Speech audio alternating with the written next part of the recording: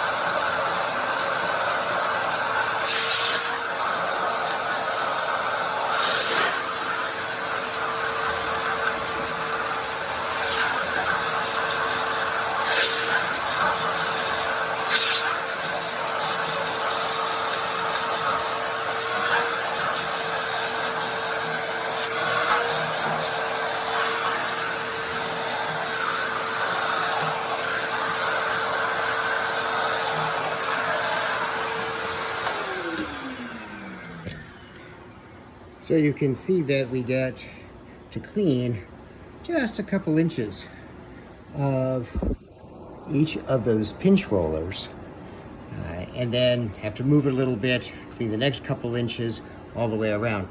We do that to make sure that we really aren't contaminating one fleece with another fleece.